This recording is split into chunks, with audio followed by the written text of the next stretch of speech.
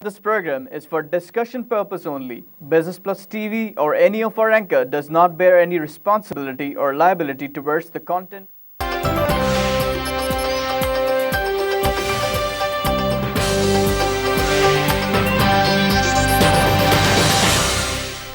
बिस्मिल्लाहिर्रहमानिर्रहीम। PSX hotline में खुश आमदीद। मैं हूं फ़हीम अख्तर। नाज़रीन, हफ्ते का दूसरा सेशन, मंगल का दिन। आज मार्केट थोड़ी सी इनडिफरेंट रही, मुख्तलिफ रही।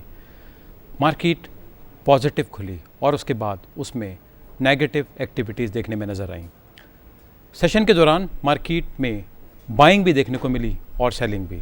और इन नटशेल जब मार्केट क्लोज़ हुई तो थोड़े से करेक्शन के नंबर देखने में आए। सबसे पहले देखते हैं आज के नंबर्स एंड फिगर्स। 100 इंडेक्स ने 54 पॉइंट लूज़ किए और 38,415 पे क्लोज़ हुआ। 30 इंडेक्स 52 पॉइंट लूज़ करने के बाद 22,085 पॉइंट पे क्लोज़ हुआ। All shares index 13 point lose करने के बाद 25,537 पॉइंट पर क्लोज़ हुआ। ऑल शेयर्स में 154 मिलियन का वॉल्यूम देखा गया, 100 में 90 मिलियन का और 30 इंडेक्स में 54 मिलियन का वॉल्यूम आज देखा गया। आज 313 कंपनीज के शेयर्स में ट्रेड हुआ, जिसमें से 111 कंपनीज के शेयर्स की कीमतों में इजाफा हुआ, 175 में डिक्लाइन देखा गया, कमी देखी गई और 27 कंपनियां अनचेंज रहीं। आज वॉल्यूम के लिहाज से जो कंपनियां इन्वेस्टर्स की तवज्जो का मरकज़ बनी, उसमें सबसे पहले जहांगीर सिद्दीकी कंपनी, ये वॉल्यूम लीडर रही और 16 मिलियन से ज़्यादा शेयर्स का इसमें कारोबार हुआ। इसके बाद के इलेक्ट्रिक, इसमें भी आज ह्यूज और हेवी वॉल्यूम देखे गए। एज़ यूजुअल इस शेयर्स में खासे दिनों से एक्टिविटी जारी है और आज भी एक एक्टिविटी वाला दिन देखा गया। दीवान ग्रुप ने भी आज वॉल्यूम से लीड किया और थोड़ी सी करेक्शन देखी गई, जिसमें दीवान सीमेंट और दीवान मोटर्स दोनों शामिल हैं। TRG पाकिस्तान भी वॉल्यूम लीडर्स में शामिल रहा। टॉप गेनर्स में Unilever Foods, island textile, Feroze sons, सीरियल, पाकिस्तान टोबैको। टॉप लूजर्स में यूनोपाक motors, Miller tractors, Atlas battery, Thal industrial corporation और अल गाजी ट्रैक्टर्स। जहाँ तक इंटरनेशनल मार्केट्स का ताल्लुक है तो इंटरनेशनल मार्केट्स एक ख़ास पैटर्न में ही चलती हुई नज़र आ रही हैं। गोल्ड 1285 के आसपास ट्रेड हो रहा है। क्रूड ऑयल की प्राइसेस भी एक ख़ास स्टेज पे मुस्तहकम नज़र आती हैं और रेंज बाउंड एक्टिविटी नज़र आती है। इसके साथ ही हम आज चलेंगे आज के गेस्ट के तरफ। आज के जो मेरे गेस्ट हैं वो बड़े वर्सटाइल किस्म के गेस्ट हैं, उनका बड़ा एक्सपीरियंस है स्टॉक मार्केट पे, मार्केट्स पे, इकोनॉमी पे। मेरे जो आज गेस्ट हैं, his good name is mister Naeem Rafi. Thank you sir. Chief executive हैं आप रफ़ी सिक्योरिटीज़ के।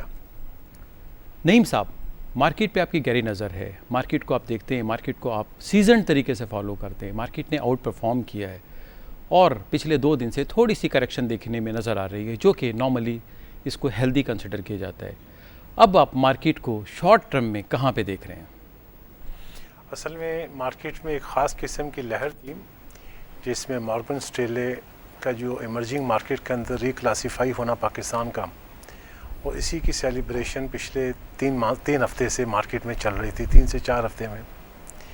अब वो जो इवेंट होना था वो हो गया। अब इस मार्केट को मज़ीद ऊपर खींचने के लिए कोई ट्रिगर की ज़रूरत है। ये वाक़े का जो इम्पेक्ट था मार्केट ने उसका डिस्काउंट कर दी है। अब ऑल टाइम हाईएस्ट लेवल के पास मार्केट ट्रेड कर रही है। तो ज़ाहिर है जिन लोगों ने पोजीशन ली थी, कुछ प्रॉफिट टेकिंग भी मार्केट में हो रही है। और रमज़ान का भी आजकल एक वक्त है जिसमें नॉर्मली हमारे यहाँ थोड़ा सा वॉल्यूम कम हो जाता है। और उसके साथ साथ जो पॉलिटिकल फ्रंट के ऊपर भी कुछ न्यूज़ इस किस्म की हैं जो कि मार्केट के सेंटीमेंट को डिस्टर्ब करने वाली हैं। तो इस एतबार से ज़्यादातर मार्केट में प्रॉफिट टेकिंग का एक रुझान पाया जाता है। तो मेरा अपना जो एक अंदाज़ा है कि मार्केट बहुत एक्स्ट्राऑर्डिनरी इमीडिएटली राइज नहीं आएगी जब तक कि कोई इवेंट, कोई ऐसा ट्रिगर करने वाली बात ना आ जाए। जिस तरह के एक्सपेक्टेड यही है कि जून के क्लोजिंग के रिज़ल्ट जुलाई एंड से ऑनवर्ड स्टार्ट हो जाएंगे। वो एक इम्पॉर्टेंट एक ट्रिगर फैक्टर होगा जो कि मार्केट को मज़ीद पुश करने के लिए काम आएगा। लेकिन अभी चंद दिनों के जो आसार हैं वो मार्केट इसी तरह रेंज बाउंड के अंदर ही चलती हुई नज़र आती है। नहीं साहब, अच्छी इंडिकेशन ये कि वॉल्यूम्स नहीं है, करेक्शन में वॉल्यूम्स नहीं है। अगर वॉल्यूम्स हैं तो 3-4 स्टॉक्स के अंदर हैं, मीनिंग बाय कि हमारे पास पोजीशंस उन लोगों की जिन्होंने लॉन्ग टर्म में ली हुई हैं वो स्टे करती हैं। इस सिनेरियो में आपको सपोर्ट कहाँ पे नज़र आती है अगले चंद दिनों में अगर मार्केट फॉल भी करती है तो? ये बिल्कुल आपने सही कहा। इसमें दो बातें हैं। एक तो ये है कि मार्केट में जो वॉल्यूम्स आ रहे हैं, गिरती हुई मार्केट में बहुत ज़्यादा वॉल्यूम नहीं है, और सेकंड हमारे यहाँ लेवरेज मार्केट नहीं है, ये कैश बेसिस के ऊपर ज़्यादा ट्रेड हो रहा है। इससे पहले जब कभी मार्केट में बहुत ज़्यादा हाई लेवल बनते थे तो उन्हीं दिनों में मार्केट में बहुत ज़्यादा लेवरेज बिजनेस आउटस्टैंडिंग खड़ा होता था, जो कि एक ख़ास लेवल पे जाने के बाद मार्केट के अंदर बहुत ज़्यादा एक बैकफायर के तौर पे नीचे की तरफ मार्केट जाती थी। अब हम देखते हैं कि ऑल टाइम हाईएस्ट मार्केट को टच करने के बाद भी मार्केट 300-400 पॉइंट को करेक्ट करने के बाद अपने यहाँ पे सस्टेन करती है ये। तो इस एतबार से देखा जाए तो मार्केट में इमीडिएटली 3-4 रोज़ का आपने जो सिनेरियो बताया, इसमें को बहुत ज़्यादा नीचे नहीं, 400-500 पॉइंट मैक्सिमम, इससे ज़्यादा का डाउन साइड बाज़ाहिर नज़र नहीं आता। राइट, तो आप क्या रिकमेंड करेंगे इन्वेस्टर्स को कि क्या उनको इस वक्त पोजीशंस लेनी चाहिए वैल्यूज़ देखते हुए या नहीं? इस पर मेरे ख्याल के मुताबिक तो जो स्टडी करना चाहिए मार्केट को, इमीडिएटली एंट्री करने के लिए तो मुझे नहीं लगता कोई मुनासिब वक्त है। इसमें थोड़ा सा स्टडी करना चाहिए ताकि रिज़ल्ट के अतबार से फंडामेंटली जो साउंड शेयर्स हैं और जिनकी अच्छी यील्ड एक्सपेक्टेड है उन्हीं को ट्रेस करने के बाद ये छुट्टियों के बाद लगभग मैं अंदाज़ा करता हूँ कि मार्केट में करेक्शन मज़ीद बढ़ेगी तो उसमें अपॉर्चुनिटी मिलेगी, तो उसमें काम करना मेरा अंदाज़ा कि बेहतर होगा। ये बताइए कि कुछ स्टॉक्स ऐसे हैं जिनमें वॉल्यूम्स बेतहाशा देखने में नज़र आते हैं। उनमें से एक के इलेक्ट्रिक है, जिसमें अगर आप पिछले चंद दिनों में एक्टिविटीज़ देखें तो फिनोमिनल रही हैं। 200 मिलियन का वॉल्यूम ऑल शेयर्स में ट्रेड होता है, जिसमें से 50 मिलियन या उसके लगभग के इलेक्ट्रिक में होता है। आप क्या समझते हैं, ये मार्केट को इस तरह का पैटर्न बना रहा है या कोई डेंजर पोज कर रहा है? मेरे ख्याल के मुताबिक तो इसकी थोड़ी सी बैकग्राउंड है। आपसे चंद महीने पहले मैनेजमेंट ने, अबराज कैपिटल ने कुछ शेयर डिसइन्वेस्ट किए थे मार्केट में, जिसके बाद मार्केट में फ्री फ्लोट इसका बहुत बढ़ गया था और इसकी प्राइस अंडर प्रेशर भी आ गई थी, घट के 6 रुपये तक चली गई थी ये। अब जैसे जैसे इस कंपनी का रिज़ल्ट आ रहे हैं, इसको देखते हुए सीरियस इन्वेस्टर शेयर्स को एकमुलेट कर रहे हैं। तो मेरा अंदाज़ा ये है कि इस प्राइस लेवल के ऊपर प्राइस को सस्टेन करते हुए वॉल्यूम आना, ये हेल्दी साइन है इसके अंदर, ये पॉजिटिव इंडिकेशन है कि इन्वेस्टर इन शेयर्स को जमा कर रहे हैं और आइंदा आने वाले दिनों में जब इसके रिज़ल्ट आएंगे तो हम इसमें एक अच्छी एक राइज भी एक्सपेक्ट कर सकते हैं। मैं इसको पॉजिटिव समझता हूँ। नईम साहब, मेरे पास इनफैक्ट सोशल मीडिया पे के इलेक्ट्रिक से पर्टेन करते हुए बहुत सारे क्वेश्चन थे, लिहाजा मैं आपको एक और भी आपकी एक्सपर्टाइज से फ़ायदा उठाऊँगा। आप क्या समझते हैं आने वाले दिनों में के इलेक्ट्रिक उसकी परफॉर्मेंस को ऑन ग्राउंड देखते हुए, कराची में देखते हुए, वो रिज़ल्ट्स को मेंटेन कर पाएगा और बेहतर बना पाएगा या उसे कुछ खदशात हैं? मेरे ख्याल के मुताबिक तो रिज़ल्ट को मेंटेन कर पाएगा, बल्कि इस मैनेजमेंट की तरफ से जो फ्यूचर की प्लानिंग है कि फ़र्दर ये अपनी पावर जनरेशन की कैपेसिटी को भी बढ़ा रहे हैं और प्राइवेट सेक्टर के बहुत सारे ग्रुप्स के साथ ये नेगोशिएट करके एग्रीमेंट्स भी कर रहे हैं कि इनको रेगुलर बेसिस के ऊपर पावर सप्लाई मिलती रहे और कराची के जो कंज्यूमर्स हैं उनको देते रहें। और इसके साथ साथ फ्यूचर के अगले 3 से 4 साल की इनकी प्लानिंग है कि हम ट्रांसमिशन सिस्टम को, डिस्ट्रीब्यूशन सिस्टम को इम्प्रूव करना चाहते हैं। इसके लिए इनके कमिटमेंट्स भी हैं कुछ इन्वेस्टमेंट की। इन तमाम चीज़ों को देखते हुए तो मुझे तो महसूस यही होता है कि अपनी ये प्रॉफिटेबिलिटी को ना सिर्फ मेंटेन कर पाएंगे बल्कि बेहतरी की तरफ लेके जाएंगे। आप सिर्फ के इलेक्ट्रिक के बारे में पॉजिटिव हैं या कंप्लीट पावर जनरेशन सेक्टर की तरफ? बिकॉज आपने मुझसे क्वेश्चन किया था कि इलेक्ट्रिक के बारे में, तो मैंने पहले स्पेसिफिक उसी की बात की थी। ठीक है, मैं चाहूँगा कि आप थोड़ा सा अपना व्यू पावर जनरेशन सेक्टर के बारे में भी बताएं। मेरे ख्याल के मुताबिक उसमें भी कोई प्रॉब्लम नहीं है, बड़ा पॉजिटिव साइन है, क्योंकि गवर्नमेंट की तरफ से भी जो एक प्रायोरिटी लिस्ट के अंदर जो सेक्टर है वो पावर जनरेशन का है और मौजूदा गवर्नमेंट का तो एम ही यही है कि अगले इलेक्शन की तैयारी के सिलसिले में किसी तरह भी मुल्क से लोड शेडिंग को हम ख़त्म करें और इसके लिए पावर जनरेशन को ज़्यादा से ज़्यादा कैपेसिटी को बढ़ाएं। और इसी कॉन्टेक्स्ट में जो CPEC का एक एग्रीमेंट चाइना के साथ अंडरस्टैंडिंग हुई है, उसके अंदर भी इन्वेस्टमेंट का मेजर पोर्शन पावर जनरेशन की तरफ है। तो इस कॉन्टेक्स्ट में गवर्नमेंट ने पावर जनरेशन के सिलसिले में जो इंसेंटिव दिए इनको, जो प्रॉफिट मार्जिन का एक ऐलान किया हुआ है और इनके एग्रीमेंट्स के अंदर जो शामिल है, तो उस एतबार से देखते हुए तो मुझे पावर जनरेशन सेक्टर के अंदर कोई प्रॉब्लम नज़र नहीं आती, बल्कि बेहतरी की नज़र आती है चीज़ ये। और इसके साथ जो पॉजिटिव चीज़ इस सेक्टर के लिए हो गई कि इंटरनेशनल लेवल के ऊपर क्रूड ऑयल के प्राइस कम होने से तो जो फ्यूल प्राइसेस हैं, चाहे वो गैस हो या कोयला हो, चाहे पेट्रोल हो या डीजल हो, उससे इनकी कॉस्ट ऑफ प्रोडक्शन कम हो गई। कॉस्ट ऑफ प्रोडक्शन कम होने से इसकी जो कंजम्पशन कह लें या गवर्नमेंट की परचेजिंग जो है वापडा की, वो बेहतर हो गई है। तो अब हमने देखा था कि पहले चंद सालों में इसका सर्कुलर डेट बढ़ के 500 बिलियन तक चला गया था। इस सेक्टर की सबसे बड़ी प्रॉब्लम सर्कुलर डेट है। ये वो सर्कुलर डेट हम देख रहे हैं कि गुज़श्ता 1-1.5 साल से एक अपने लेवल के ऊपर कॉन्स्टेंटली मेंटेन हो रहा है। इट मीन्स कि पुराना सर्कुलर डेट तो मौजूद है, नई पेमेंट पूरी की पूरी आ भी रही है और डिसबर्समेंट भी सिस्टम बेहतरी की तरफ चल रहा है। तो इस एतबार से मुझे तो इसमें काफ़ी बेहतरी के आसार हैं पावर सेक्टर के अंदर। मिस्टर नईम, आपने बात की सी पैक की। सी पैक का बहुत ज़्यादा जिक्र हो रहा है। सी पैक से के बड़े ब्राइट प्रॉस्पेक्ट्स हैं। सी पैक का प्राइमरी बेनिफिशियरी तो सीमेंट सेक्टर है या होगा, और उसके अलावा कौन कौन से सेक्टर्स हैं जिनके इम्पैक्ट आपके ख्याल में सी पैक पे डेवलपमेंट के बाद, जब ये अनफोल्ड होता है, जब इस पे काम होता है, तो आएंगे? देखिए, सी पैक का जो बेसिकली प्रोजेक्ट है, ये तो चाइना का प्रोजेक्ट है। इसके ज़िमन में पाकिस्तान को कुछ बेनिफिट होंगे, जिसमें ज़िमनी तौर पे हम ये सेक्टर गिन सकते हैं कि सीमेंट सेक्टर भी है, स्टील सेक्टर भी है, और इंफ्रास्ट्रक्चर डेवलपमेंट के कॉन्टेक्स्ट में जितनी इंडस्ट्रीज़ हैं वो तमाम तर इसकी बेनिफिशियरी हैं ये। और इसके साथ साथ ओवरऑल पाकिस्तान के अंदर जो लोग भी इससे रिलेटेड बिज़नेस के साथ वाबस्ता हैं वो तमाम के तमाम इससे मुस्तफ़ीद होंगे।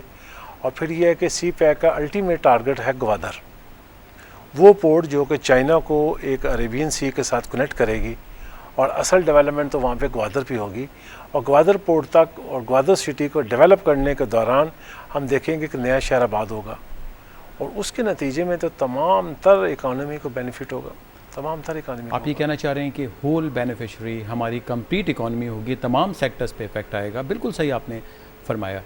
ये बताइए कि आप अगर कोई स्टॉक्स के बारे में आपसे टिप लेना चाहे, कौन कौन से ऐसे स्टॉक्स हैं, तो आप कुछ बताना चाहेंगे? इसमें मुनासिब यही है कि मैं सेक्टर्स के बारे में बता दूं बजाय स्पेसिफिक कंपनीज़ के। इसमें मेरे ख्याल के मुताबिक तो ये जो इंफ्रास्ट्रक्चर डेवलपमेंट रिलेटेड सेक्टर्स हैं, जिसमें सीमेंट टॉप पे आता है, और जिस तरह भी हमने चंद सेकंड पहले डिस्कस किया, पावर सेक्टर से रिलेटेड है मामला। इसी तरह मार्केट में एक नेगलेक्टेड सेक्टर है फर्टिलाइज़र का, क्योंकि अभी तक के फर्टिलाइज़र सेक्टर की परफॉर्मेंस कोई गैर मामूली नहीं रही है, नॉर्मल रही है, बल्कि थोड़ी सी परेशानी के साथ ये सेक्टर दो चार रहा है। बजट में गवर्नमेंट ने जो इनको एक इंसेंटिव दी है, जीएसटी रेट कम किया और सब्सिडी देने का ऐलान किया, इसके नतीजे में उम्मीद ये है कि 2 दिन के बाद जब ये फाइनेंस बिल साइन हो जाएगा तो इनकी सेल ग्रेजुअली इम्प्रूव होनी शुरू हो जाएगी। जो इन्वेंट्रीज़ फर्टिलाइज़र सेक्टर के अंदर पाइल अप हैं वो आहिस्ता आहिस्ता बिकनी शुरू हो जाएंगे, तो इनकी profitability second half of the current year यानी जुलाई से दिसंबर तक का जो सेक्टर होगा क्वार्टर 2, इसमें इसके बड़े अच्छे रिज़ल्ट एक्सपेक्टेड हैं। तो अदाद सीमेंट और पावर के बाद जो सेक्टर मुझे थोड़ा बेहतरी की तरफ जाता हुआ नज़र आ रहा है वो फर्टिलाइज़र सेक्टर है, जहाँ पे फोकस करके काम करना चाहिए। नईम साहब, फर्टिलाइज़र सेक्टर के कुछ स्टॉक्स इतने शाइनिंग है, लेकिन उसके बावजूद उनमें एक्टिविटीज़ नज़र नहीं आती। फॉर एग्ज़ाम्पल, रीज़न क्या है शाइन होने की कि लोग उन स्टॉक्स को लेकर रखते हैं और डिविडेंड यील्ड की वजह से उसका टोटल फ़ायदा उठाते हैं। क्या वजह है कि उसमें एक्टिविटी बहुत ज़्यादा जनरेट नहीं होती? डूइंग वेल के उन स्टॉक की स्ट्रेंथ बहुत ज़्यादा है, वो स्टॉक बहुत ज़्यादा प्रोडक्टिव है। बेसिकली आपने खुद ही इसका जवाब दे दिया कि जो कंपनी एक रेगुलर बेसिस के ऊपर डिविडेंड दे रही हो ना, तो इन्वेस्टर्स उसमें ट्रेड करने के बजाय होल्ड करना पसंद करते हैं। और ख़ास तौर पे ऐसी कंपनी जो कि हर क्वार्टर या 2 क्वार्टर के बाद डिविडेंड दे, तो डिविडेंड जो अवेल करने की अपॉर्चुनिटी या एक एंटाइटलमेंट है, ट्रेड करके कोई इन्वेस्टर भी उसको लूज़ नहीं करना चाहता। तो इसी वजह से हम देखते हैं कि ना सिर्फ फर्टिलाइज़र के अंदर फौजी फर्टिलाइज़र या इस किस्म के दूसरे शेयर, उसकी टर्नओवर की एक्टिविटी निस्बतन कम होती है, क्योंकि इन्वेस्टर ट्रेड करने के बजाय होल्ड करना ज़्यादा पसंद करता है। एंग्रो फर्टिलाइज़र कुछ दिनों से दबाव का शिकार है। आपके ख्याल में क्या रीज़न हो सकती है, या इसमें किन जगहों पे सपोर्ट मौजूद है? इसकी बहुत सारी रीज़न थी। सबसे पहले तो इस कंपनी के अंदर गैस सप्लाई का एक प्रॉब्लम था, जो कि ये कुछ अर्सा पहले रिजॉल्व हो गया। अब उसके बाद जो करंट इशू चल रहा था इसके साथ, कि ये फरवरी 2016 की बात आई थी, मुझे याद पड़ता है इसकी प्राइस 85 रुपये थी तकरीबन।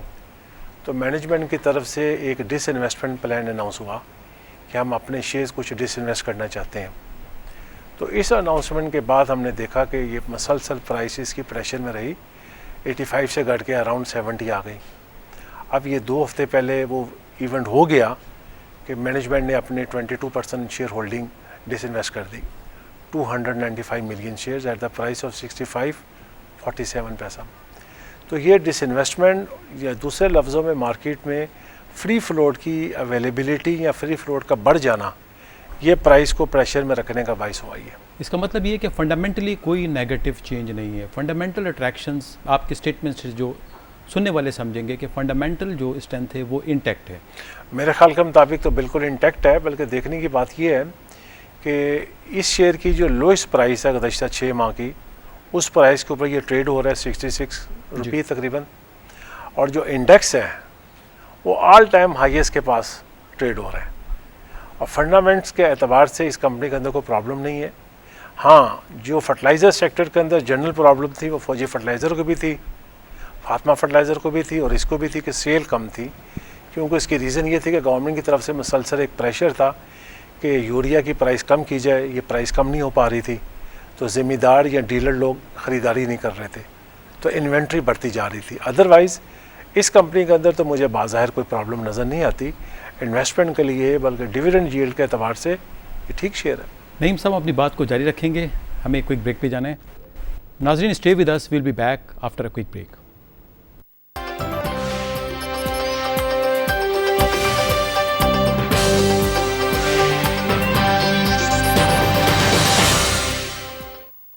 नाजरीन वेलकम बैक। हम बात कर रहे हैं स्टॉक मार्केट पे और हमारे साथ गेस्ट हैं mister Naeem Rafi, CEO Rafi securities private limited. Naeem साहब, हमने मुख्तलिफ सेक्टर्स के बारे में बातचीत की। एक सेक्टर ऐसा है जिसने अभी तक परफॉर्म नहीं किया है, अंडर परफॉर्म रहा है, लेकिन उसके पोटेंशियल के बारे में बहुत सारे एनालिस्ट, बहुत सारे प्रोफेशनल्स बहुत सारी भारी बातें करते हैं, वो है बैंकिंग सेक्टर। आपका क्या ख्याल है बैंकिंग सेक्टर की? बैंकिंग सेक्टर में कोई प्रॉब्लम नहीं है, परसेप्शन का इशू है। अदरवाइज़ जो बैंकिंग कंपनीज़ के जो रिज़ल्ट आ रहे हैं क्वार्टरली और एनुअली पिछले, इसमें इनकी परफॉर्मेंस बहुत अच्छी रही है, प्रॉफिटेबिलिटी इंटैक्ट है, बल्कि इम्प्रूव होती जा रही है।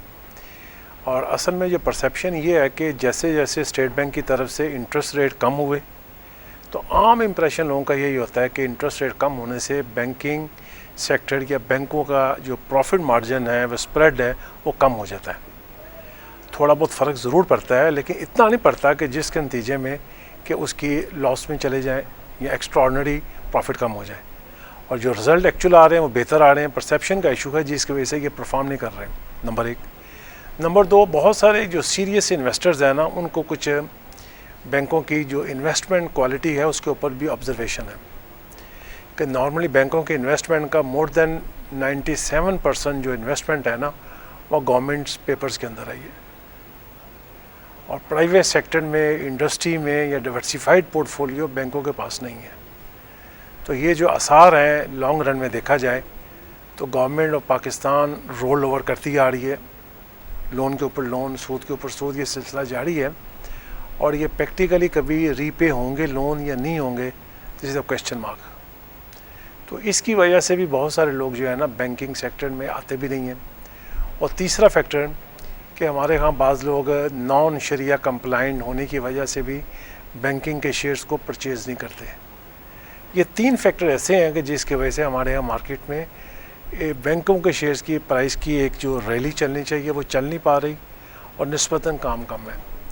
इसमें थोड़ी सी एक्टिविटी हमें पिछले दिनों नज़र आई, वो भी आपने नोट किया होगा सिलेक्टेड शेयर्स के अंदर। वो शेयर जो कि मॉर्गन स्टैनले की इमर्जिंग मार्केट की रिक्लासिफिकेशन के नतीजे में क्वालिफाई करके गए हैं, जिसमें MCB, UBL और हबीब बैंक है।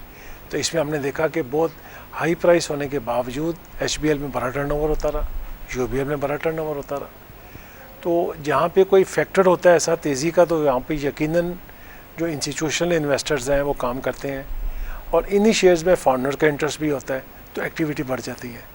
लेकिन क्रॉस दी बोर्ड जो डोमेस्टिक और लोकल इन्वेस्टर्स हैं ना, वो आपको मैंने 3 वजूहात बताई कि जिसकी वजह से वो इधर मुतवज्जे नहीं होते, कम है।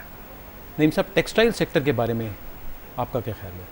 जो मीडिया से अंदाज़ा होता है वो तो ये है कि सेक्टर की जो सूरत हाल अच्छी नहीं है, लेकिन अगर आप ज़्यादा बारीकी के साथ रिसर्च करके देखें तो अंदाज़ा ये होता है कि पूरे सेक्टर की हालत इतनी ख़राब भी नहीं है। ख़ास तौर पे वो कंपनीज़ जो कि लार्ज बेस कंपनीज़ हैं, जिनका प्रोडक्शन कैपेसिटी बहुत ज़्यादा है, उनकी प्रॉफिटेबिलिटी इंटैक्ट है, बल्कि इम्प्रूव हुई है।